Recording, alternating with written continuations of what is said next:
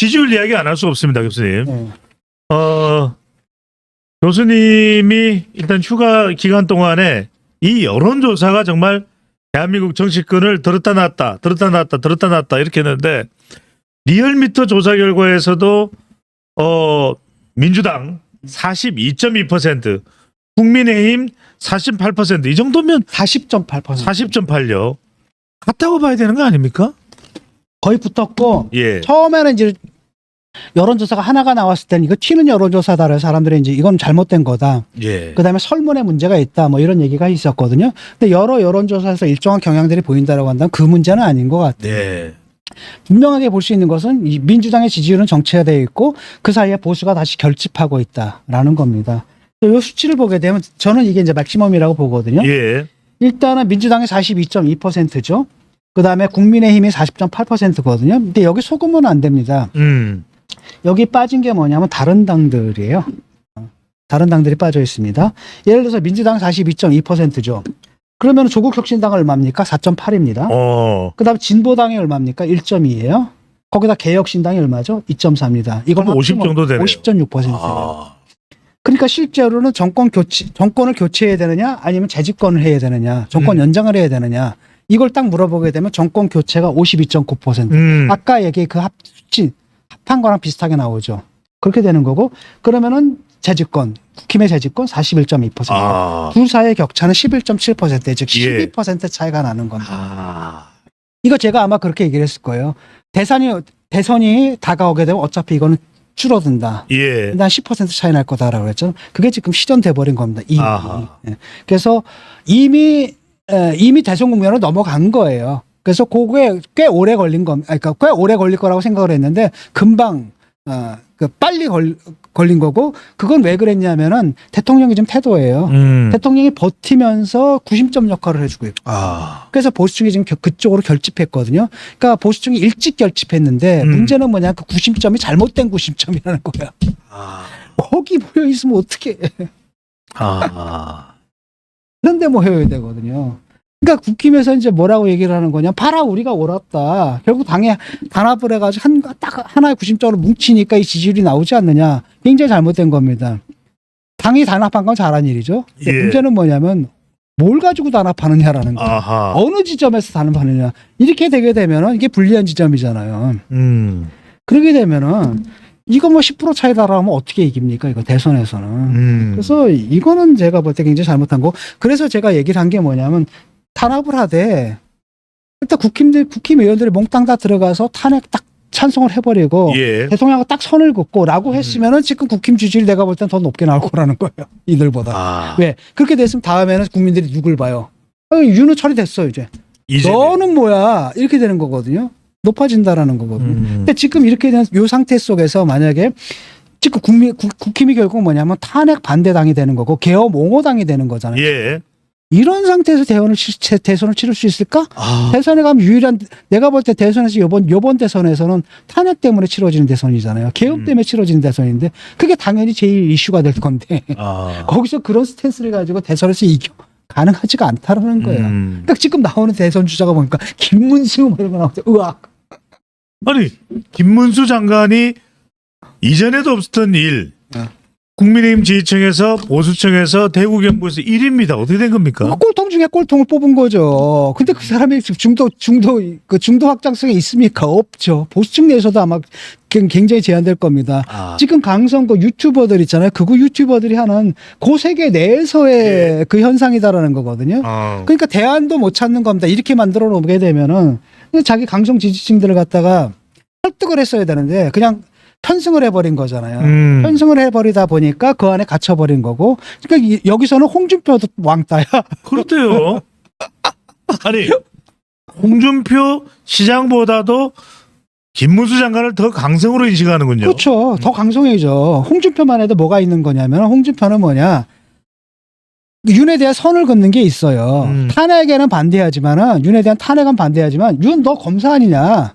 그다음 또 번째 뭐니까 한동훈 너도 검사 아니냐. 검사 정치하지 말아야 된다라고 해서 윤을 부정한단 말이에요. 예. 이러다 보니까 이건 아닌 것 같아. 그럼 이게 누구야? 김이네. 그래가지고 전혀 뭡니까? 전혀 상관도 없는 김을 갖다 끄집어내가지고 다시 올리겠다. 예. 이게 지금 지지율에 반영이 되는 거거든요. 김 가지고 할 수 있느냐? 김 나가면 20% 차이야, 내가 볼 때는. 지금 김문수 장관은 뭐 이게 뜻하지 않게 대선 본의 아니게 후보 얼떨결에, 일입니다. 그렇죠. 얼떨결에. 예. 자, 이게 뭘 의미하느냐라는 거예요. 이런 방식으로 가도 되겠느냐라는 거죠. 그래서 일단은 탄핵은 기정사실화가 된 겁니다. 예. 그러니까 지지층도 알아요. 탄핵까지 이제 기정사실화가 된 거고, 그 다음에 이제 뭐냐면 이재명 심판 국면으로 상당히 넘어가 버린 거거든요. 이재명 그러니까 다음에 오케이 유는 처리됐어요. 이제 어차피 뭐 탄핵 심판 받을 거고, 딱 보니까 이제 구속도 될 것 같아. 오케이. 너는 뭐야? 아. 이거죠. 그게 이제 그런 민심들이 지금 결집해 있는 상태라는 겁니다. 그래서 우리가 스탠스가 맞았다. 반은 맞는 말이죠. 그래. 분열하지 않고 단합한 건 잘한 일이다. 이제 문제는 뭐냐면 어느 지점에서 단합했느냐라는 거고, 굉장히 잘못된 지점에서 단합을 했다라는 거고, 이거 가지고는 대선 못 치러요. 제가. 그러니까 왜냐하면 어떤 요구입니까? 국민들의 요구는 이 다 치워라 이거거든요. 윤도 치우고 이도 치워라 이거거든요. 요 스탠스로 가야 되는데 윤을 못 치우고 있어. 민주당은 이를 못 치우고 있어. 이런 상태가 되는 거죠. 예. 자, 윤, 이 모두 치워라라는 것이 민심이다라는 말씀 주셨는데, 여하튼 보수청 결집, 심지어는 집결이라고도 이야기를 합니다. 이러다 보니까 김민전 전 최고위원 의원이 백골단이 등장했습니다. 이거 교수님 어떻게 해석해야 될까요? 이 사람 학번이 백골단 알만한 학번인데 그러네. 예. 백골단이라는 게 뭐냐면은 우리 때 뭐 대학 다닐 때 예. 그러니까 봉떨 경찰들은 경찰복을 입잖아요. 얘네들 예. 사복을 입었어요. 청바지에다가 청 자켓 같은 거 입고 위에다 하얀 헬멧을 썼다고 예. 이렇게 끈묶고 근데 등치들이 커. 오. 1m 막 75 이상이야 기본으로. 예. 70에서 80대는 애가 무술 경찰이라 그러나? 그래가지고 뭐 태권도 유단자가 뭐 이런 애들이에요. 예. 그 데모 하다가 그러니까 쉽게 말하면 이제 뭐 보통 경찰들은 이렇게 방성모 쓰고 방패 예. 들고 돌 던지면 이렇게 막고 있잖아. 그래서 예. 이렇게 접촉하잖아. 얘네들은 리베로야. 자유롭게 뛰어다니면서 체포조거든요. 그러니까 달리기도 엄청나게 빠르기 때문에 얘네들은 하다가 꽝 하면은 이 경찰들은 무겁기 때문에 뛰질 못하거든. 체포를 못해. 얘네들은 리베로거든. 그러니까 팍 뛰어가지고 또 등치들이 크고 뭐 예. 운동선수들이니까 얼마나 잘 잡아. 잡고 그냥 이걸로 때리고 내팽개치고. 내팽개치고. 나도 이제 몇 번 발표받거든. 진중권도 붙잡아서 종로에서 4명한테서 짓밟혀가지고 예. 4놈이서 위에서 이렇게 밟아버리더라고. 아이고. 그래서 다행히 끌려가지는 않았어요. 예. 끌려가지는 않고 그냥 패고 지들이 그냥 가버리더라고. 난 잡아갈 줄 알았는데 네. 넷이서 그냥 이걸로 밟아대더라고. 밟아대고. 오늘도 약간 흰 옷을 입고 나오셨네요. 네. 그렇게 된 게 백골단이거든요. 그래서 네. 백골단 하면 50의 상징이고 전두환 정권의 상징이에요. 사실 우리 경찰들은 안 무서워했거든. 걔네들은 가만히 서 있어. 이거나 쏴. 근데 백골단 애들은 공포스럽거든요. 저기 몇십 명이 와르르 소리 꽉 지르면서 막 달려드는 거예요. 남녀 구분이 없었죠. 엄청나게 막 몰려들거든. 그러면은 잡아가니까 이 공포감이 엄청나게 심했거든요. 그 다음에 딱 하나는 뭐냐면 얘네는 딱 한 놈만 잡아. 딱 왜냐하면 이렇게 하다 다 놓치잖아. 그러니까 딱 한 놈만 찍고 가가지고 정말 잡거든. 이러니까 야 그게 이제 공포의 상징이었고 그다음에 이제 길바닥 가다 보면 얘들이 또 서서 이렇게 가방 검사를 해요. 예. 가방 검사를 해가지고 유인물 같은 거 나오면 이제 그 자리에서 맞고 그다음 버스에 바로 실려가고 버스에 실려가지고 또 가게 되면 또 경찰서 유치장에 들어가잖아요. 거기서 또 한 따까리 또 굴려요. 거기 나와가지고 아니 교수님은 꽤 재빨랐을 것 같은데 잡히셨군요. 저도 이제 별 평소에 안 잡혔는데 남의 학교 데모 들어가다 잡혔어 내가요. 이하여대. 연대 앞을 지나는데 연대 애들이 데모를 하더라고. 예. 그 뭐 어떻게 또 응원할 수밖에 없잖아. 연대 투쟁한다고 들어가다가 잡힌 거야. 아이고. 들어가다 잡혀가지고 얻어맞았거든. 그래서 갔더니 이렇게 제때 돌 던지니까 경찰차를 갖다 대더라거든요. 야, 니들이 던지는 돌 니들도 한번 맞아봐. 물론 맞진 않지. 예. 느낌이 어떤지 니들도 느껴봐. 그래서 이제 경찰서에 끌려가니까 뭐 데모했냐? 안 했는데요. 그랬더니 자를 딱 대더니 야 맞고 할래? 그냥 할래? 그래서 아니 그냥 하죠. 네. 그랬더니 그 아직도 보면 그거 막 생활의 쩔은 있잖아. 하도 많이 잡혀오니까 걔네들한테는 그냥 일상인 거야. 다다다닥 치고. 예. 그래서 내무반에 갔더니 거기서 애들이 또 뭐 좌로 굴러 우러 굴러 또 기합해가지고 48시간 동안 있다가 예. 48시간은 안 죽었다. 그 전에 난 그 훈방돼서 나왔어요. 아, 참 백골단 이야기를 웃으면서 하시지만 무서운 거예요, 이거. 아, 지금 지나니까 지금 무슨 얘기했지. 당신은 예. 무섭습니다. 근데 그 얘기를 하는 게 그 다음에 이 사람들 데려다가 그러니까 그 백골단이나 이름을 붙인 단체가 있다라는 거 아니에요. 예. 그러니까 이 사람들이 그 성향이 어떤 사람이냐라는 거예요. 그러면 아, 오공 성향이라는 거잖아요. 전두환 성향이고 이런 사람들을 국회에다 불러다 놓고서 앉아가지고 무슨 기자회견을 하고 이러니까 이 말이 되는 겁니까 지금? 한심한 거죠. 자, 보수의 극우화의 얘기도 나오고 있긴 합니다만, 자, 교수님 나오셨으니까 진짜 궁금한 내용은 오늘 모처럼 만에 한동훈 전 대표 관련해서 기사가 하나 실렸더라고요. 트럼프 취임식에 초대는 받았다. 예. 이 부분도 사실 저는 상당히 궁금했습니다. 어떤 방식으로 지금 사실 정치 한 켠으로 좀 비껴 있는데 미국에서는 초청장을 보냈다는 이야기인 것 같아요. 내가 알고 있기로는 딴 사람한테 들었는데 예. 김창준 의원인가 아. 그분 있잖아요, 한인 의원. 아, 네. 이분이 이제 아마 주선을 좀 하는 것 같아요, 우리 아. 정치인들. 왜냐하면은 한미 관계 또 중요하니까. 예. 그래서 그랬던 건데 문제는 뭐냐면 지금 이 상황이 그렇잖아요. 아마 고민을 했을 겁니다. 한 가지는 뭐냐면 어쨌든 미국의 새로운 대통령이 됐으면 한국의 정치인들이 가가지고 인맥도 트고 모두 하고 예. 모두 하고 해서 가야 될 측면은 있어요. 아하. 그런데 이게 딱 보기에는 어떻게 보면 또 외유잖아. 근데 지금 탄핵 국면에서 아니, 대통령이 탄핵되느냐 마느냐, 뭐 체포를 하느냐 마느냐, 구속을 하느냐 마느냐 이거 가지고 국민들이 지금 분열되어 있는 상태 속에서 나만 쪼르르 가가지고 거기서 사진 찍고 와?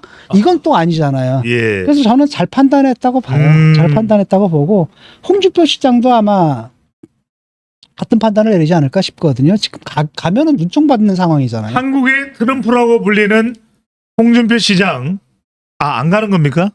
안 가지 않을까 싶어요. 저는 어떻게 예. 될지 모르겠는데 지금 내가 마지막으로 본 뉴스는 갈지 안 갈지 고민하고 있다라는 아하. 뉴스까지 봤거든요. 근데 일단 한동훈이 안 가겠다라고 하면 사실 자기가 가기에 좀 모호한 상황이잖아요. 근데 가고는 싶었을 겁니다. 가서 예. 사진도 하나 찍고.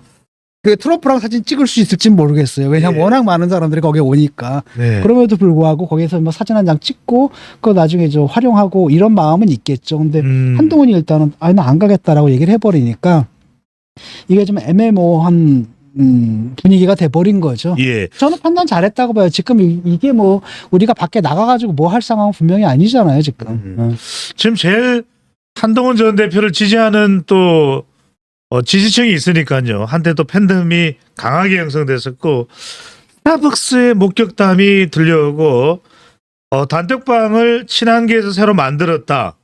단톡방을 새로 만든 이유는 친한처럼 보였던 사람은 아마 내보내고 정리하고 새로 만든 것 같은데 누구라고 이야기하진 않겠습니다. 야, 근데 나는 몰랐는데 네. 김경률 회계사의 지인을 바르셀로나에서 만났어요. 그래요. 마침 또 바르셀로나에 와 있다 그러더라고요. 그래서 바르셀로나의 내가 김경률 회계사 지인이 와 있어요. 그래가지고 만났는데 그 사람한테 얘기를 들었어요. 예. 뭐냐면 내가 이제 한국 소식을 끊고 살았잖아요. 예. 아니 그 의원들 44명인가가 관저로 찾아갔대며. 그건 모르셨군요. 근데 그 안에 뭐 장동혁이 끼어 있었다 그러대? 화면에도 나왔습니다. 나 황당해가지고 이 말 딱 듣고 완전 그 얘기를 해줘. 장동혁이 거기 있더란 말을 듣고 그래서 우와 대단하다. 왜냐하면 네. 장동혁 이 사람은 지금 기회주의자거든요. 그러니까 요쪽에 붙었다 저쪽에 붙었다 요 재는데 요번에 확실히 손을 확실히 섰구나. 야, 그러면서 굉장히 큰 충격을 받았죠. 예. 야, 이 사람 대단한 사람이다 정말. 웬만한 기회주의자들 많이 봤어도 이렇게 생 기회주의자는 생 날라리 기회주의자는 내가 처음 본다. 그러니까 그런 정도의 그 충격이 좀 있었어요 그때. 그래서 바르셀로나의 충격. 바르셀로나 이른바 바닷가에서 가우디 충격이네요. 거기서 와인을 마시면서 네. 식사를 하면서 빠에야를 먹으면서 들은 얘기인데 거기서 받은 충격이죠. 교수님 그래서 궁금한 건 이 대선 도전의 준비를 지금 하고 있는 것이냐 시작2라는 단톡방에 별칭까지 달려 있습니다. 어떻게 보시는지요? 저는 활동할 거라고 봐요. 왜냐하면 지금 대안이 지금 없거든요. 국힘에서. 또 한편으로는 뭐가 있냐면 좀 애매모호한 게 홍도 걸려 있고 그다음에 오세훈도 있거든요. 그런데 대선을 치르려면 제가 볼 땐 기본적 전제 조건은 바로 뭐냐면은 특검과 이 계엄에 대한 태도 문제예요. 홍은 거기서는 아웃입니다. 중도 확산성이 없어요. 홍 가지고는. 그럼 남는 건 둘이거든요. 하나하고 또 누굽니까? 오란 말이죠. 네. 그다음 또 다른 한편은 제가 볼 때 오도 참 괜찮아요. 그냥 합리적이잖아요. 합리적이고 그렇게 꼴통스럽진 않거든요. 예. 오고 한도 굉장히 똑똑하고 명민하고라고 하기 때문에 아마 3파전이 될 텐데 그 중에 이제 오하고 누굽니까? 홍은 뭐에 걸려 있어요?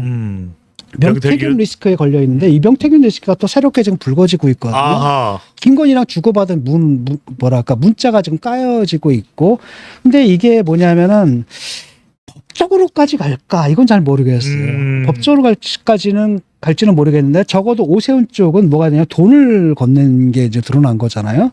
후원회장인가요? 그렇죠. 네. 그다음에 홍준표 같은 경우는 명단을 건넨 게 지금 드러났다. 아하. 아니 돈을 하고 명단이 왜 건너가?라고 했을 때 분명히 이제 모종의 사건이 좀 있었을 것 같은데 그 사건의 성격이 뭔지를 잘 모르겠어요. 예. 근데 이게 법적으로 문제 삼을 정도까지 갈 수 있을까는 의구심이 있는데 아직은 모르는 거죠. 뭐가 더 나올지 모르기 때문에 이건 좀 지켜봐야 됩니다. 예. 그래서 사실은 뭐 3파전으로 가게 되면 굉장히 재미는 있을 것 같아요. 여기가 라운드가 가니까. 그래서 제가 볼 때는 나오지 않을까.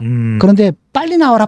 그 친한들이 좀 설치는 거 좀 안 했으면 좋겠거든요. 왜냐하면 이게 자꾸 무슨 개파 갈등 이렇게 보이면 안 됩니다. 이게 문제는 뭐냐 보수의 혁신의 문제거든요. 예. 보수가 지금 이 상태로 안 된다는 건 알잖아요. 지금 결국 김문수 호출하는 이런 수준이란 말이죠. 대통령에 뻗치고 있고 배째 뭐 이러고 있는 이거 가지고 되겠냐라는 것. 이런 보수는 안 되거든요. 그러니까 보수의 비전 또는 보수의 미래 이런 코드에서 얘기가 돼야 되는 거지. 친한이 신인이 자리싸움 이런 차원에서 문제가 돼서는 안 되기 때문에 이 사람들 설쳐서는 좀 안 될 것 같고 조금 더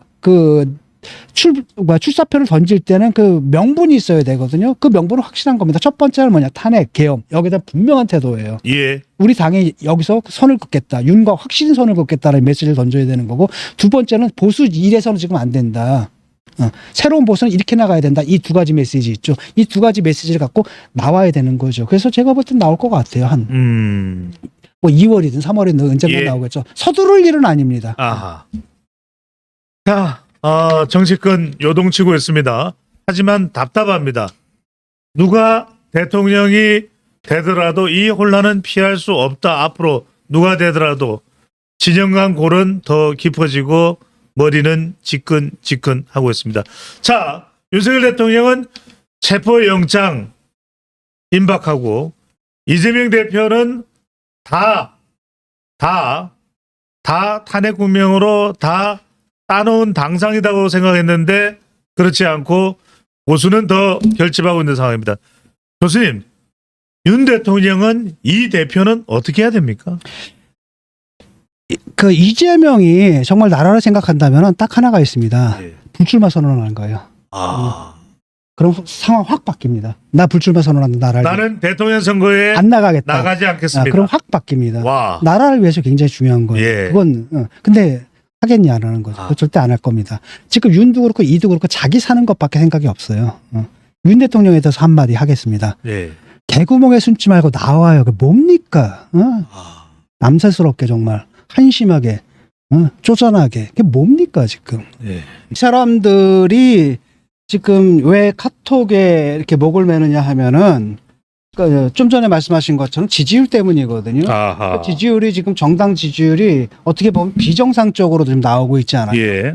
그래서 여러 여론 전문가들도 좀 헷갈리는 상황이 벌어졌는데 그건 뭐냐면은 지지율 격차가 이게 유지가 돼야 되는데 유지가 안 되고 지금 바짝 붙었단 말이죠. 예. 거의 지금 1%, 2% 차이로 지금 민주당과 국힘의 지지율이 붙어버린 거예요. 심지어는 뭐 앞선 조사도 있습니다. 그러니까 이걸 딱 보니까 민주당에서 좀 황당한 거죠. 그래서 이 사람들이 생각한 게 뭐냐 그 배우가 바로 카톡이라는 거예요. 자기들 스스로 이제 늘 그렇게 생각을 하는 거죠. 예. 사실 문제의 원인은 카톡은 아니거든요. 내가 볼 때는 좀 다른데 문제의 원인이 있는데 그럼에도 불구하고 이 사람들이 생각했던 건 바로 카톡이고 과거를 한번 생각해 보세요. 옛날에 민주당 쪽 사람들은 원래는 트위터였고, 예. 그다음 팟캐스트였고, 그다음에 이 유튜브로 이제 넘어왔잖아요. 근데 그 당시에 그 대응 쉽게 말하면 보수 측에서 대응하는 미디어의 중심이 바로 사실은 뭐였냐면은 카톡이었거든요. 예. 그러니까 노년층들이 되게 이제 카톡으로 서로 주고받고, 그다음에 그때 많이 이제 유포됐던 게 가짜뉴스를 많이 유포를 했거든요. 지금 그게 이제 반영이 되는 거죠. 그러니까 민주당 사람들이 생각하는 건 뭐냐면 이게 비정상적인 지지율이고, 이 비정상 지지율은 왜 나오는 거냐? 가짜 뉴스에서 나온다. 근데 그 가짜 뉴스 유포처가 어디냐? 카톡이다. 그러니까 아. 카톡을 잡아야 된다. 이런 논리로 지금 가는 겁니다. 예. 그래서 가짜 뉴스 뭐 유포하다가 이제 문제 제기하니까 뭐 반격하는 거냐? 뿌리 뽑아야 된다. 뭐 이런 얘기를 하고, 특히 문제가 되는 게 이제 전용기 같은 사람이 예. 민주당의 전용기. 내란 선동 가짜 뉴스를 배포하고 있다. 일반 국민이라도 처벌하겠다. 이렇게 나오잖아요. 그럼 이거 역풍이 불어버립니다. 아. 왜냐하면은 생각해 보세요. 지금 국민들이 화가 나니까 계엄령을 때려버렸던 거거든요. 계엄령을 딱 때리면서 뭐 한 겁니까? 정치활동 금지하고 뭐 미디어 장악하고 뭐 이런 거잖아요. 예. 쉽게 말하면 국민들이 갖고 있는 표현의 자유, 즉 헌법적 권리를 갖다가 아주 폭력적으로 정지시키는 게 바로 계엄령이었고, 국민들이 거기에 화났는데 자기들이 지금 그걸 하하. 하겠다는 거잖아요. 그래서 뭐 파출소인가 뭔가 이걸 또 차려놓고서 민주파출소요. 네. 파출소 그러니까 물론 그건 뭐 진짜 파출소는 아니죠. 그럼에도 불구하고 이게 무슨 경찰 국가야 이런 느낌이 하하. 아, 시민들로 하여금 시민들 서로를 감시하게 하고 신고하게 만드는 게 여기 뭐 북한도 아니고, 그러니까 이렇게 나가게 되면 사실 역풍이 부는 겁니다. 예. 제가 볼 때는 민주파출소 이거 하는 거는 사실은 진짜 파출소 만든 게 아니잖아요. 예. 게 아니기 때문에 그냥 표현이거든요. 하나의 수사적인 표현법에 불과한데, 그래서 이게 법적으로 문제가 될 것 같지는 않아요. 뭐 국힘에서는 고발한다 어쩌고저쩌고 하는데 이것도 다 예. 쇼고 법적으로 문제가 되지는 않는데 정치적으로는 결코 현명한 선택이 아니다라는 겁니다. 국민들이 왜 화가 난 거예요? 아니 내가 갖고 있는 법정을 헌법적 권리를 갖다 대통령이라는 사람이 나와가지고 어느 날 순간에 딱 정지시키겠다고 하네? 네가 뭔데? 이거였잖아요. 하하. 그런데 아니 우리가 카톡으로 좀 주고받고 이러는 거, 우리가 표현의 자유, 통신의 자유를 누리고 있는데 그걸 갖다가 서로 감시하면서 신고하게 만든다? 너희들은 뭐냐? 당연히 역풍이 불 수가 있는 거죠. 예. 그러다 보니까 이제 국힘에서 당연히 반격이 나오는 거고. 그래서 오세훈 시장이 이제 제대로 얘기한 것 같아요. 이재명의 조급증이 이제 반영된 거다. 아.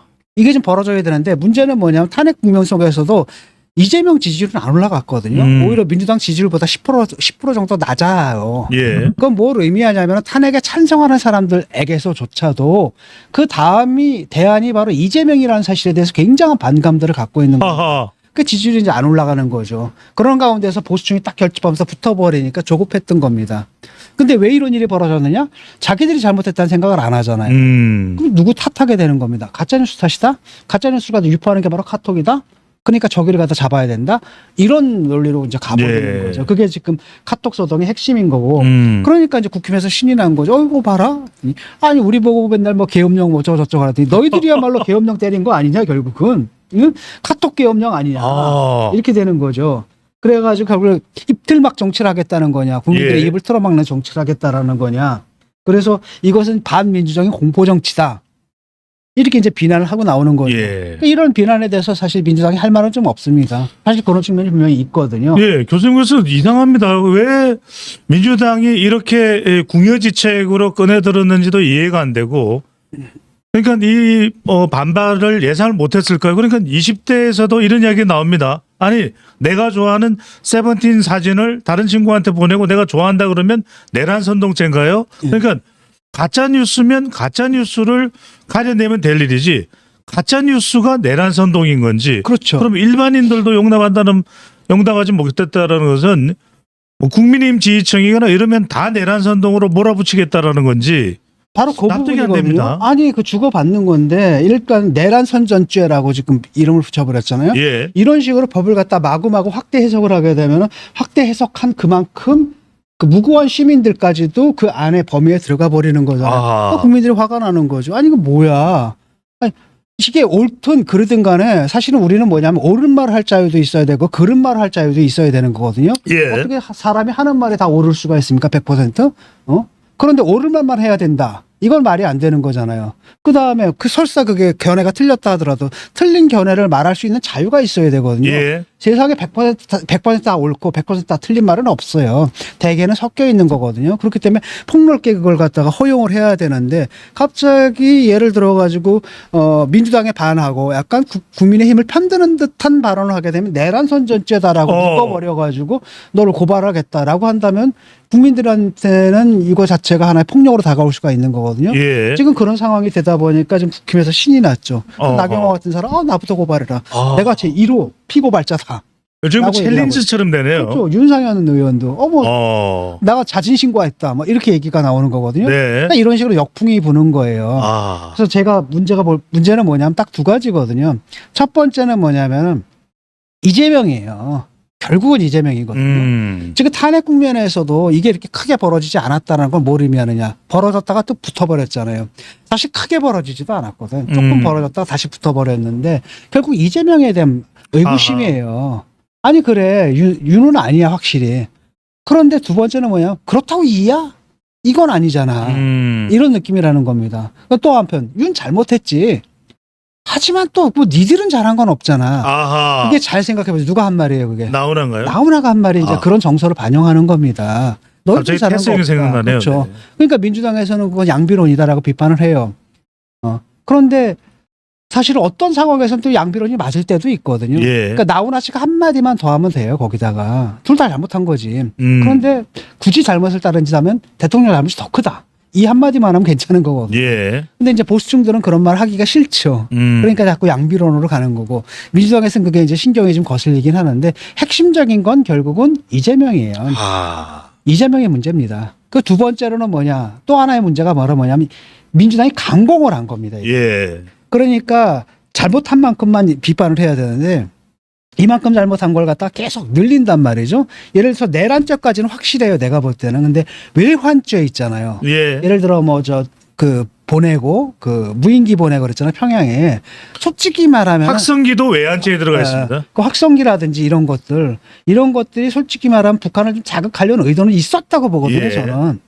그런데도 불구하고 그거는 무슨 명확한 증거가 있어야 되는데 그런 증거가 나올 수 있는 상황은 아니라는 겁니다. 그러니까 해석의 여지가 있다라는 거죠. 예. 어떻게 보면은 사실 북한으로부터 도발을 하게끔 유도해서 그걸 계엄의 명분을 삼겠다. 이런 의도도 저는 있었다고 보거든요.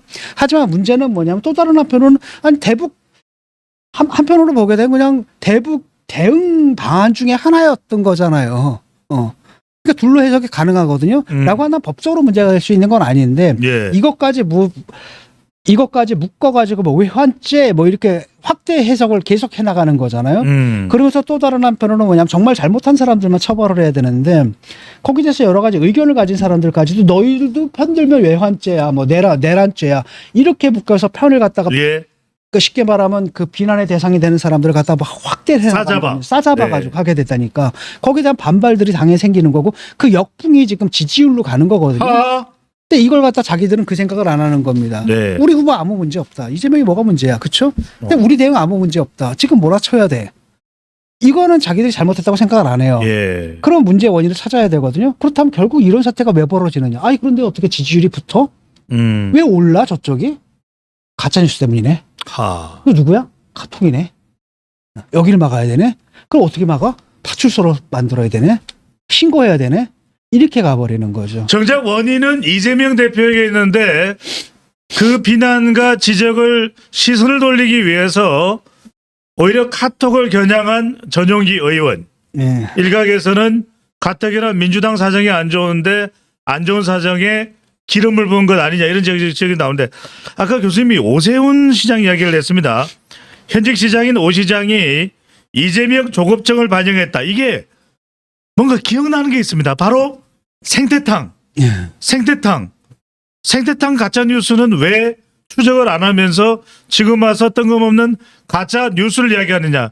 이 점을 지적한 거 아닐까요? 그 부분도 있었을 겁니다. 오 시장을 내가 만났거든요. 만나가지고 그건 어떻게 된 얘기냐 했더니 예. 그러니까 자기는 그건 명확한 증거를 갖고 있대요. 그때. 다 갖고 있는데 지금 갖고 있는데 말도 안 되는 거고 자기가 잘 기억이질 않났는데 예. 나중에 딱 보니까 무슨 사진인가 뭔가가 있대요. 그게 그러니까 자기 그거랑 전혀 상관없다는 걸 보여주는 게 그러니까 완벽한 가짜 뉴스였던 거죠. 그렇게 아하. 얘기를 하더라고요. 그러니까 그렇게 당한 적도 있죠. 사실은 그런 가짜 뉴스 퍼뜨렸던 게 누굽니까? 사실은 민주당이거든요. 예. 그러니까 민주당 사람들 보게 되면은 여태까지 해왔던 걸 보게 되면 항상 보면 증인이 나타나요. 생태 땅 때도 증인이 있었죠. 그 어떤 그 가게집 그 주인 아줌마랑 그 집 아들 그렇습니다. 나오고 그다음 김대엽 때도 주인이 있었고 예. 그 증인이 나타나고 그다음 항상 이상한 증인들을 만들어내요 얘네들은. 하하. 그렇죠? 그래서 그걸 통해서 가짜 뉴스를 그다음에 이제 김어준이라는 스피커를 통해 가지고 가짜 뉴스를 퍼뜨려 왔다는 예. 그런 사람들이 앉아가지고 카톡으로 좀 주고받는 아니 김어준이 유튜브로 또 퍼대는 거에 위력하고 예. 사람들이 아름아름해가지고 카톡으로 하는 거랑 어느 게 위력이 더 큽니까? 그러니까 카톡으로 가짜뉴스를 유포한다 하더라도 그게 공적인 영역에 나오기 전까지는 내버려두면 되는 거거든요. 그냥 영향력이라는 건 제한되는 겁니다. 그들 선에서만 도는 거거든요.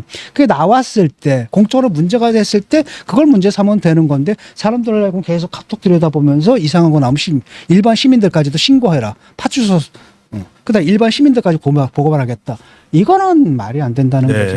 그러니까 이걸 딱 보는 순간에 아니 민주당에서 가짜뉴스를 비판할 자격이 있는가? 예. 여태까지 가짜뉴스를 이용해가지고 계속 정치를 해왔던 게 누굽니까? 자기들이었잖아요. 예.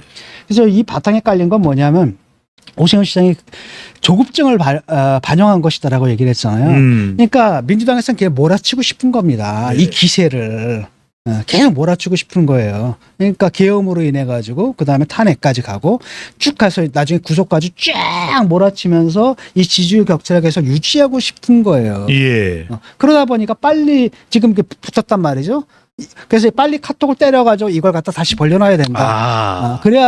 그런 다음에 내가 대선에 나가야지 된다라는 거죠. 예. 그러니까 하나는 첫 번째는 뭐냐면 시간을 빨리 벌어야 된다는 겁니다. 다시 말하면 땡겨야 된다는 거죠. 탄핵 심판이든 아니면은 윤석열에 대한 구속이든 이걸 갖다 빨리 땡겨야 된다. 이러다 보면 이걸 벌려놔야 되거든요. 그런 조급증이 있다라는 거죠. 그래서 그걸 못 참고 지금 좀 과도하게 쉽게 말하면 카톡 같은 걸 시민들로 하여금 서로 들여다봐서 서로 감시하게 하고 서로 신고하게 만드는 예. 그런 쪽으로 가는 게 과연 올바른 것인가. 오히려 그건 역풍만 불 거라고 봐요, 저는. 그렇습니다. 교수님 말씀하신데 역풍 이야기가 나오는데 자 궁금한 게 네. 지금 뭐 이재명 대표 조급증 이야기가 나온 게 어제 오늘이 아닌데 선생님 보시기에 아니 헌법재판소도 헌법재판소에 일정이 있을 테고 수사도 수사기관에 일정이 있을 텐데 당긴다면 얼마나 빨리 당기려고 한다라는 걸로 봐야 될까요? 저는 별 그렇게 서두를 필요가 없다고 보거든요. 예. 헌법재판소는 제가 볼 때는 4월 18일 이전에 나올 공산이 굉장히 커요. 지금 일각에서는 뭐 2월 결론이 나와야 된다 설이 나오더라고요. 그 4월 18일 전에 나올 겁니다 아마. 네. 왜냐하면 헌법재판소도 부담을 느끼거든요. 두 사람이 거기서 또 빠져버리면 어떻게 되는 겁니까? 예. 대통령을 탄핵하는 굉장히 중대한 사안인데 헌법재판소의 그 심판의 그 정치적 정당성의 문제가 생겨버리기 때문에 그 전에 끝날 거거든요. 예. 근데 아무리 늦춰준다고 해봅시다. 6개월이잖아요 기한이. 6개월이면은 그 안에 이재명 대표의 재판이 2심, 3심이 끝날까요? 저는 안 끝난다고 보거든요. 최소한 뭡니까? 대선 전에 2심까지는 아마 나올 거예요. 예. 3심은 아하. 3심 나오기 힘들거든요. 그러니까 저렇게 서두를 필요가 없는데 지금 조급한 거예요, 지금. 빨리 대선 후보로 넘어가야 된다라는 거죠. 예. 그러다 보니까 이런 무리수를 두는 거고 이런 무리수가 오히려 거꾸로 역풍을 불러일으키는 겁니다. 아니 우리 보고 계엄했다고 뭐 비난하던 너희들도 지금 뭐 대국민 계엄 아닌 거냐? 카톡 계엄령이냐? 국민들 감시하게 만들어? 이게 뭐야? 이런 이제 비난에 또는 비판에 빌미를 주고 그걸 통해서 오히려 보수층들을 갖다 더욱더 결집시키는 역효과만 날 거라는 겁니다. 예. 저는 이거는 바람직하지 않다고 봐요. 교수님 궁금해서 여쭤봅니다. 이 일부 언론에서 나온 보도기 때문에 궁금해서 지금 게시판에서도 아까 올라온 내용인데 지금 이렇게 서두르는 이유가 미국 때문이 아니냐. 일부 언론 보도를 보면 중국에 셰시한 이재명 대표에 대해서 미국이 이 내용을 모를 리 없다. 이런 보도가 나옵니다. 그래서 그거는 네. 우익 판타지고요. 보수 이른바 강성 보수들의 판타지거든요. 그건 망상이고요. 특히 김민정 교수가 그 탄핵 찬성하는 집회 또 중국인들이 들어왔다 이런 예. 얘기 좀 안 했으면 좋겠거든요. 쓸데없는 얘기고, 아니 그 사람들 중에서 중국인이 있으면 또 어떻고, 중국인들의 퍼센티지가 몇 %나 되겠어요? 말이 됩니까 그걸? 그러니까 자꾸 이런 식으로 이게 그 민족 감정 내지는 그 인종주의적 감정까지 자극하고 아하. 이러면서 이것 자체가 현실 판단을 못하게 만드는 거거든요. 탄핵 집회에 나온 사람들은 99.9% 대한민국 국민들이에요. 예. 그다음에 탄핵에 찬성하는 국민들이 당신들 수보다 훨씬 더 많아. 그 인정을 해야지. 그걸 갖다가 중국인들이야. 이게 말이 됩니까? 그거는 그 사람들로 하여금 현실을 자기들 눈을 가리게 되는 겁니다. 자기들이 보고 싶은 현실을 못 보게 만드는 그런 거에 불과해요. 예. 사실 한미 관계 자꾸 이렇게 얘기를 하는데 이번에 한미 관계에서 가장 잘못한 게 윤석열이거든요. 한미 동맹 관계를 갖다 깨버린 겁니다. 미국에서 뭐라 그래요? 잘못한 거라고 얘기를 하잖아요. 근데 미국에서 뭐라고 얘기했습니까? 아니 그럼 급변 사태 때 우리는 누구랑 얘기를 해야 되는 거냐? 아하. 그걸 물어왔던 거예요. 예. 이게 도대체 뭐냐 지금. 이걸 물어왔던 거고 미국에서도 뭐라 했습니까? 동맹의 핵심적인 기반이 뭐냐? 그러니까 민주주의적 가치라고 했거든요. 자유와 민주주의적 가치인데 그걸 깨버렸단 말이죠. 이건 동맹을 갖다 져버린 거라는 겁니다. 예. 그래서 그런 틀은 제가 볼 때 바람직하지 않고요. 올바르지도 못하고 바람직하지도 못합니다. 네. 몇 가지 이 주요 인물들에 대한 법적인 내용들 좀 짚어보겠습니다, 교수님. 이재명 대표도 계속 뭐 지연 전략을 펼치고 있다고 봐야 되겠죠. 그렇죠. 계속 지원 전략을 예. 펼치는데 이번에 보니까 결국은 한 달 걸린 거잖아요. 항소심 낸 다음에 항소 딱 냈으면은 사실 그 전에 변호인들 있잖아요. 그 예. 사람들 쓰면 그냥 되는 거거든요. 근데 이번에 또 새로 또 변호인단을 딱 선임했습니다. 그 의미하는 바는 뭐예요? 지연이네. 지연이죠. 와가지고 한 달 만에 딱 선임계 딱 낸 겁니다. 그 다음에 이제 재판 나가서 뭐라고 했습니까? 제가 지금 바로 위임을 받아가지고 지금 뭐 재판 기록도 검토할 시간이 필요합니다. 하면서 시간 끌겠죠. 그렇죠. 재판 기록도 봐야 되고 1심 기록도 봐야 되고 그 다음에 2심 변론. 2심 변론에 그 전략도 짜야 되고 시간이 필요합니다. 라면서 시간을 끌 거라는 겁니다. 예. 이런 식으로 시간을 질질질 끌 거라는 거죠. 근데 아무리 시간을 끌어도 대선 전에 2심까지 나와요. 제가 예. 볼 때는. 2심까지 나오거든요. 뭐 늦어도 4월 전에는 나오지 않겠습니까? 그렇죠. 예. 2심까지 나오게 되면 사실은 이것이 민주당 지지자들한테 큰 영향을 끼칠 것 같지는 않아요. 이 사람은 어차피 그냥 3심으로 확정되지 않는 이상은 그냥 예. 이재명으로 가야 된다. 유죄가 이재명한테 올인한 상태이기 때문에 거기서 큰 변화가 없겠지만 중도층들이 볼 때는 저 사람 2심까지 유죄가 나왔는데 원래 제대로라면은 대선에 나올 자격이 없는 사람이잖아. 선수 자격이 없는 사람인데 이거 이제 판단에 영향을 끼치겠죠. 예. 특히 중도층 민심에는 영향을 끼칠 거죠. 그러니까 이재명은 사실 그거라도 피해보기 위해서 되도록 2심까지도 계속 끌 겁니다. 그러니까 1심 상황에서 그냥 바로 재판을 받고 싶어 할 거예요. 근데 제가 볼 때는 대선 전에 2심은 나오지 않을까. 교수님 말씀대로 만약 2심에서 유죄가 나온다면 후보는 되겠지만 본선에서 중도층 표를 얻기는 만만치 않을 것이다. 그리고 네. 뭐 국힘의 관점에서 보게 되면 사실은 이재명이 가장 쉬운 상대거든요. 지금 나온 지지를 보세요. 당시보다 낮아요. 예. 이런 상황인데도 높이 올라가지를 못하거든요.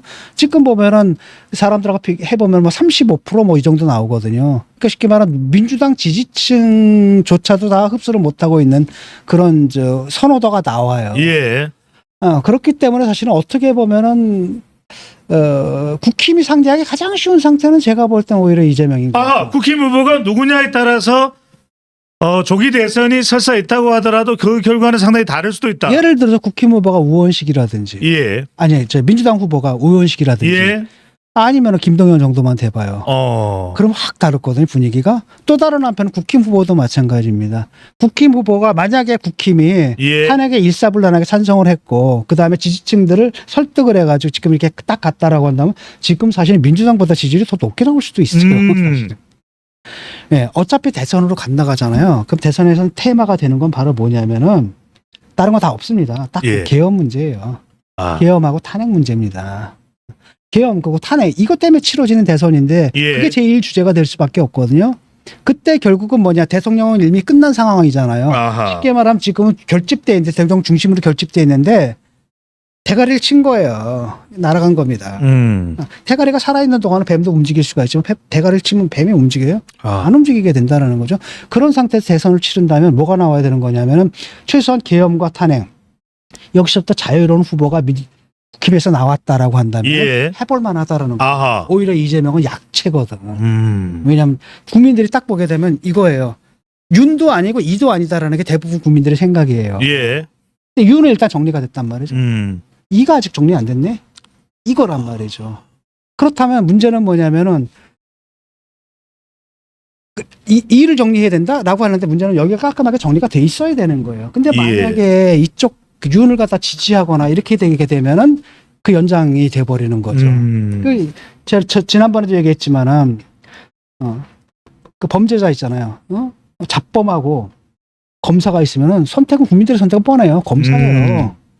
그런데 여기 잡범하고 국사범이 있잖아요. 국민들 선택은 뭐겠습니까? 이렇게 된단 말이죠. 그렇기 때문에 그걸 깔끔하게 정리했어야 된다라는 겁니다. 그래서 만약에 그렇게 된다면 오히려 이재명이 버텨줄 때 한번 해볼 만한 게임이 되는 거예요. 만약에 이쪽에서 그렇다 하더라도 저쪽이 이재명이 아니게 되잖아요. 그럼 상당히 힘든 상태가 될 수도 있습니다. 그래서 오히려 국힘에서는 이재명이 나오는 게 대선 치를 때는 오히려 수월하지 않을까. 왜냐하면 국민들 심정은 그거거든요. 윤 아니야. 미치겠어 정말. 이도 아니지. 그다음에 이 둘이 결국 이 사태까지 온 게 뭡니까? 둘이 부딪히다 그렇게 된 거 아니야? 예. 그럼 너도 책임 있잖아. 나훈아의 말대로. 너는 잘못 안 했어? 이거란 말이죠. 그게 이재명 대표를 향한 이재명 대표와 민주당을 향한 이제 그 목소리고 그런 정서가 굉장히 강하게 있어요. 보수층에만 있는 거 아니라 중도층 상당수에도 있거든요. 그러니까 중도층은 뭐라고 생각하냐면 이번에 윤 정리되는 김에 이도 좀 같이 정리됐으면 좋겠는데 이거란 말이에요. 이거거든요. 요 카드를 잘 잡아야 되는 거죠. 예. 한남동 상황으로 가봅니다. 교수님 일단 지금 공수처가 경호처의 지휘부를 좀 무력화하는 이 과정, 박종준 전 경호처장이 사직서를 내고 또 지금 경호처 간부들도 일부 또 출석을 해서 수사를 받습니다. 약간 이게 체포영장 집행 전에 사전 정리 작업으로 봐야 될까요? 그러니까 경호처가 굉장히 난감한 상황에 이제 부딪힌 거거든요. 예. 이게 이런 문제입니다. 법원에서 영장을 발부받았어요. 체포영장을. 법원에서 인정한 거거든요. 이걸 집행하는데 이게 과연 대통령에 대한 위해냐라는 거예요. 경호처는 대통령에 대한 어떤 위해를 막는 것이지 법원의 영장 발부, 영장의 집행을 막는 기관은 아니란 말이에요. 그래서 법적으로는 근거가 없는 짓을 지금 하는 거예요. 지금 경호처에서. 그러다 보니까 경호처 내부에서도 갈등이 있었던 것 같아요. 쉽게 말하면 경호처라는 게 대통령이 바뀌어도 계속 남는 거잖아요. 뭐 처장은 바뀔지 몰라도 그 윗선은 바뀔지 몰라도 그 조직 자체는 계속 남는 거거든요. 그 늘공이죠. 이 사람들이 볼 때는 황당한 거거든요. 갑자기 이제 어쩌다 공무원들이 뚝 떨어져 왔는데 이 사람 강공으로 나가는 겁니다. 자기들이 딱 볼 때는 이거 법적으로 문제가 될 수가 있거든요. 왜냐하면 저쪽 영장은 법원에서 발부한 거예요. 그냥 자기들이 마구마구 들어오는 게 아니란 말이죠. 법원에서 영장을 들고 와서 집행을 하겠다라는데 자기들이 그걸 방해하게 되면 나중에 자기들이 법적 문제가 생길 수가 있어요. 공무집행 방해잖아요. 근데 만약에 그걸로 공무원들 같은 경우에 만약에 그 공무집행 방해로 금고형을 받거나 이렇게 되잖아요. 그럼 연금도 안 나오죠? 연금이 날아가 버려요. 그러니까 어떻게 보면 잘 생각해 보세요, 여러분. 이재명 대표 때 많은 사람이 스스로 목숨을 끊었잖아요. 왜 그렇게 했어요? 이재명을 지키려고? 아니에요. 왜냐하면 거기 연루돼가지고 법원에 기소가 돼서 금고형 이상을 받잖아요. 그럼 연금이 날아가요. 그럼 내 가족은 어떻게 되냐? 그 압박감. 그러니까 그래서 가족을 지키기 위해서 스스로 목숨을 끊은 거란 말이에요. 여기서도 마찬가지 일이 벌어지는 거거든요. 그러니까 불안한 겁니다. 아니 딱 봐도 법적으로 말이 안 되거든요. 아니 경호처에서 하는 건 대통령을 위해로부터 막는 건데 그 위해야 법원의 영장이 대통령이 잘못했는데 그래서 직무가 정지가 됐는데 그래서 조사를 받아야 되는데 대통령이 조사를 받는 거 이게 무슨 위해야? 아니잖아요. 그러니까 법적으로 무리가 있는 겁니다. 그래서 법적으로 무리가 있다는 걸 아는 상태 속에서 공무의 집행을 갖다 방해를 하게 되면 영장 집행을 방해하게 되면 나중에 뭡니까? 그게 법적으로 문제가 되거든요. 그래서 내가 처벌을 받아. 연금이 날아가? 아니 그러니까 일단은 직장이 날아가는 거죠 먼저. 두 번째 연금까지 날아가? 이러니까 이제 문제가 되는 겁니다. 그래서 내부에서 지금 싸움이 좀 벌어진 건데 그래서 내가 보니까 박종준 경호처장 같은 경우에 상당히 중도파였다라고 하더라고요. 그러니까 밑에 이제 하급 직원들 같은 건 아니다. 왜 우리를 지금 방패막이로 내세우느냐. 나도 가족이 딸린 사람들이다. 위에서는 이 위쪽 라인이 다 누구냐면 사실은 김건희 라인이거든요. 김건희하고 김용현 라인이에요.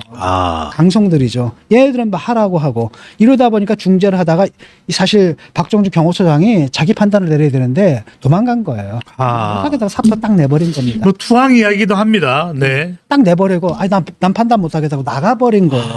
그러니까 그 다음에 이제 경호처장이 누구냐면 김성호잖아요. 경호차장입니다. 경호차장. 네. 이 강성이거든요. 그다음 또 하나가 뭐냐 경호본부장 이광호. 이 둘이 강성이고 이 두 사람이 바로 뭡니까 김건희하고 누굽니까 김영현 라인인 거예요. 와. 근데 밑에서는 지금 안 움직여지네.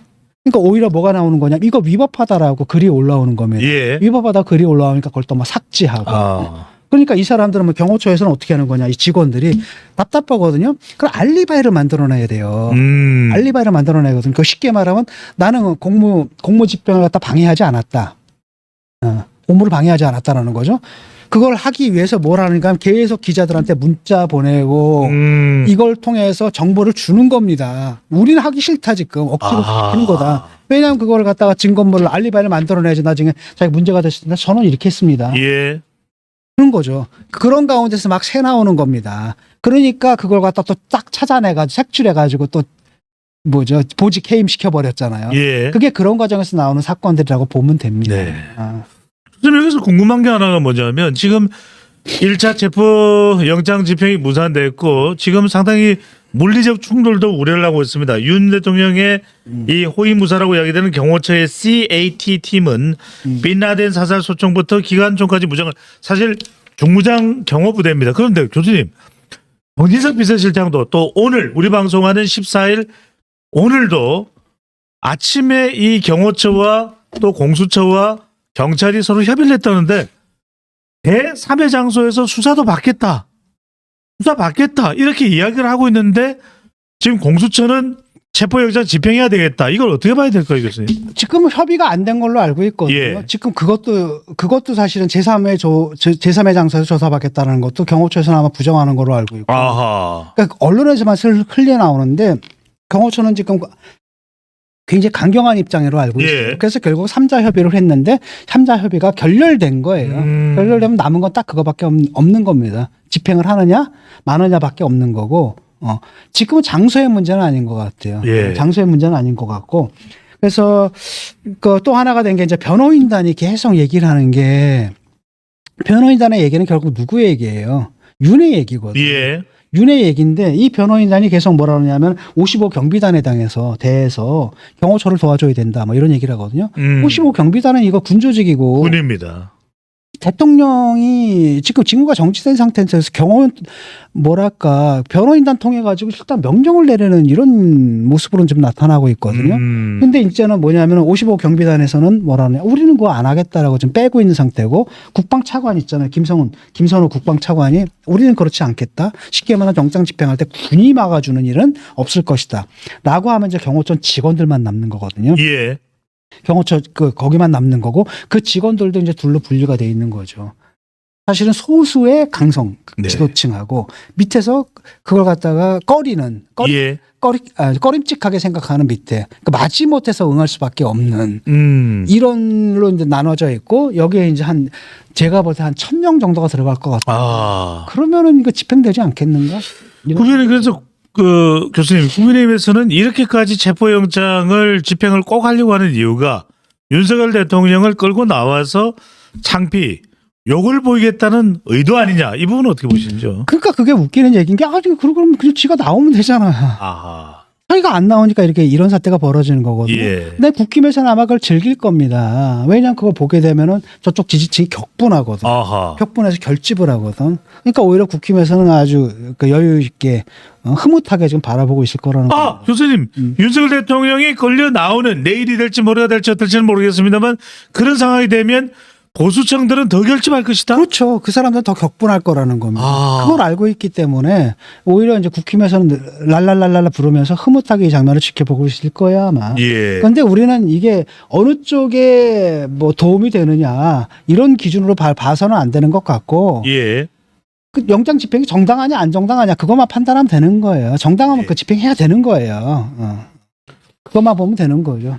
교수님 그래서 내일 오늘은 좀 아닌 것 같고요. 내일 이렇게 영장이 집행되면 사실상 이런저런 상황으로 볼 때 윤 대통령이 응하지 않고는 못 베길 것이다. 이런 얘기가 나옵니다. 그렇죠. 그러니까 지금 뭐 제보 들어왔다라고 얘기가 되는 게 뭐였냐면 1월 11일에 그 경호처 사람들하고 오찬을 나누면서 아하. 윤 대통령이 그렇게 얘기를 했다는 거 아니겠습니까? 제2차 체포영장 집행 시에 무력 사용을 검토하라. 윤건영 의원의 주장입니다. 그렇게 얘기를 했고 더 나아가서는 뭐냐면은 총이 안 된다라고 하면 칼이라도 지청을 해라 이렇게 얘기를 해가지고 이런 제보가 들어왔다고 하거든요. 저는 이 제보는 근거가 있을 거라고 봐요. 아하. 그 대통령실에, 그러니까 경호처에서는 우리 대통령이 그런 말 한 적 없다라고 얘기를 하는데, 예. 윤의 말을 어떻게 믿을 수가 있습니까? 여태까지 윤이 했던 말 다 거짓말이었잖아요. 아. 자기는 뭐 체포 지시한 적 없다. 근데 지시했고, 다 거짓말 하는데 이거라고 참말을 했겠느냐라는 거고, 이런 말이 그냥 나왔겠습니까? 그래서 저는 이건 사실일 거라고 봐요. 예. 실제로 그렇게 얘기를 했고, 그러다 보니까 직원들이, 생각해봐. 총을 쏘라고 하는 거잖아요, 지금. 그럼 자기들은 어떻게 되는 겁니까? 자기들은 사살일 수도 있어요. 그 과정에서. 더 나가서는 사살이 안 되고 누굴 쐈다, 위해를 가했다라고 하면 그 사람들 나중에 어떻게 합니까? 다 깜빵 가요. 아하. 깜빵 가서 아주 오래 살 거거든요. 예. 그걸 시키는 겁니다. 못 하겠다라고 하니까 그럼 칼이라도 지참해라. 이게 말이 맞잖아요. 그래. 칼이라도 지참해라. 예. 이거란 말이죠. 그래서 저는 이렇게 말했을 가능성은 상당히 크다고 봐요. 경호처에서는 부정을 하지만 윤의 말을 어떻게 믿습니까? 여태까지 했던 말도 다 거짓말로 드러났기 때문에 이것도 안 했다는 말이 오히려 거짓말일 가능성이 더 크다. 이렇게 또 압박을 가하고 있고 이러다 보니까 이 사람들이 예. 이걸 어떻게 해요? 아하. 대통령을 위해서 체포되기 싫어하는 대통령을 내가 사람들한테 저쪽도 가장인데 집안의 가장이고 아들과 딸을 가진 사람들인데 그 사람 다 총을 쏴? 못하니까 이걸 갖다 이 사람들이 계속 흘리는 거거든요. 이 책임을 면하기 위해서 계속 제보도 하고 언론에다 흘리기도 하고 이런 일들이 지금 벌어지는 겁니다. 여기 보면 그 윤건영 의원이 이제 받았다는 문자 있잖아요. 예. 그건 이제 경호처 직원이 보낸 거 맞아요. 아하. 본인의 체포를 막기 위해서 무기를 사용하라고 지시한 상황에 대해서 당신을 경호하는 경호처 직원들에게 믿을 수 없는 실망감을 안겨줬다. 이게 꾸민 얘기일까요? 아니다라는 거죠. 무기를 사용하라고 얘기했다는 거예요. 그죠? 적어도 경호처 직원들은 그렇게 알고 있다라는 거예요. 경호처 직원뿐 아니라 체포영장을 집행하는 경찰들도 한 가정의 가장이자 누군가의 자랑스러운 아들과 딸들입니다. 예. 뭔 얘기예요? 저쪽도 가장이 있는데 소라고? 그럼 그 다음에 뭐야? 우리는 또 감옥을 가야 되는데? 이런 말입니다. 그걸 왜 우리한테 강요하느냐라는 거거든요. 대한민국 국민의 생명을 지키는 게 대통령의 의무이자 권리라고 알고 있다. 그런데 넌 지금 뭐 하느냐? 대통령이 결국 국민의 생명을 갖다 빼앗아가라라고 지금 명령하고 있지 않느냐 이 얘기입니다. 그래서 지금 윤의 눈과 귀를 막고 있는 경호처 강성지휘부를 멀리하고 국민들의 울부짖음에 귀 기울여 주십시오라고 얘기를 한 거거든요. 예. 경호처 강성지휘부가 지금 막고 있다라는 거거든요. 근데 국민들은 바로 뭐예요? 국민들의 울부짖음을 들어달라는 겁니다. 그러니까 우리 이거 하기 싫다라는 거예요. 예. 그래서 이걸 갖다 계속 제보하고 언론에 흘리고 이렇게 있는 거죠. 우리도 하고 싶지 않다는 거죠. 예. 그래서 소총을 들고 있다라고 하는데 그 보니까 사진을 보니까 정말 그 소총을 들고 있더라고요. 그다음에 또 가방을 이렇게 딱 들고 있는데 그게 알고 보니까 그게 그 총 쏘는 사람들 있잖아요. 그 사람들 들고 다니는 가방인데 그 안에는 소총하고 탄창이 들어가 있대요. 탄창이 몇십 개가 들어갈 수 있는 가방이라 그러던가 들고 있는데 그걸 왜 들고 있을까? 제가 볼 때는 명령을 받지 않고선 그건 그렇게 할 수가 없는 거잖아요. 명령을 받은 거고, 근데 다만 이제 그걸 물어봤을 때 뭐라 그랬냐면 그 안에 삽탄은 안 돼 있다라고 얘기를 했어요. 탄창을 끼진 않았다. 네. 그러니까 시키니까 그냥 들고는 있는데 삽탄을 하거나 그러진 않았다라고 지금 얘기를 하고 있습니다. 예. TV조선 보도에서도 윤석열 대통령과 이 경호처 간부들의 오찬 여기서 무기를 동원해서라도 막아라라는 부분 때문에 상당히 간부들이 동요되고 있다. 네. 그 부분을 보도를 하고 있습니다. 그래서 이 경호차장인 김성훈 차장이 그 이야기는 없던 걸로 하겠다. 이렇게 또 이야기가 됐다라는 보도도 있었는데 자, 이 상황이라면 그냥 윤석열 대통령이 공수처를 간들 대통령을 구속할 수는 없는 거 아니겠습니까? 그러면 구속이 되죠, 이 정도면. 구속이 됩니까? 구속 영장을 이제 신청할 거라는 거예요. 구속 영장을 신청을 하게 되면은 구속영장을 신청하게 되면 구속될 가능성이 굉장히 큽니다. 왜? 지금까지 했던 짓을 봐요. 예. 체포영장에 응하지 않았거든. 아하. 그 다음에 뭐 헌법재판소에서 뭐 보내게 되면 그 서류를 갖다 수령하지도 않고 이렇게 됐다면 도주의 우려가 있는 거예요. 이거. 예. 도주 증거인멸의 우려가 있다고 판단하기 때문에 제가 볼 때 구속영장 나올 수가 있다는 겁니다. 그러니까 공수처에 가면은 아마 묵비권을 행사할 거예요. 아무 말 안 할 겁니다. 누구랑 똑같아요, 이 짓. 이거 어디서 많이 본 것 같지 않아요? 이재명? 그 전에 조국. 조국이 그랬잖아요. 묵비권을 행사한테 형사소송법 몇 조에 따라 가지고 묵비권을 행사하겠습니다. 예. 질문하게 되면 형사소송법 몇 조에 따라서 그걸 갖다가 묵비권을 행사하겠습니다를 수십 번 얘기했잖아요. 아마 그렇게 얘기하고 전략이 지금 똑같거든요. 조국이 예. 했던 거랑 쉽게 말하면 사법적인 대응을 법정 안에서의 대응을 포기하고 바깥에 있는 지지층을 결집시키는 쪽으로 정치적 대응을 좀 하고 예. 있잖아요. 아마 그렇게 갈 가능성이 크다라고 보고 있습니다. 네. 근데 결론도 똑같을 겁니다. 민주당이 그 짓 하다가 결국 뭐 했습니까? 정권 넘겼잖아요. 예. 그런 조국 전 대표의 옥중 편지가 공개되고 있습니다. 구치소에서 윤 만나겠구나. 뭐 이런 상황이네요. 근데 그 말도 안 되는 소리라고 보는 게 예. 기결수 아니에요? 이 사람은? 기결수는 깜빵 가는 거예요. 구치소는 미결수들 가는 데잖아요. 구치소가 아니다. 그렇죠. 자기는 이미 기결수를 해가지고 깜빵 가 있는데 무슨 예. 구치소에서 만나. 구치소는 되게 미결수들이거든요. 재판받는 사람들이 있는 거고. 알겠습니다. 못 만나겠군요. 못 만날 겁니다. 네. 아마. 그리고 이게 뭡니까 유치하게 정말. 네. 자기가 잘못해가지고 2년형을 받았으면 굉장히 큰 형이거든요. 그럼 좀 반성을 해야지. 앉아가지고 너도 왔네. 뭐 이따위 얘기를 하는 게 한심한 일이죠. 자, 윤석열 대통령의 운명, 신종규 교수께서는 구속도 이야기를 하셨습니다만 내일 토요일입니다. 영장이 집행될 가능성이 매우 높다고 하는데 어떤 상황이 될지 좀 지켜보겠습니다.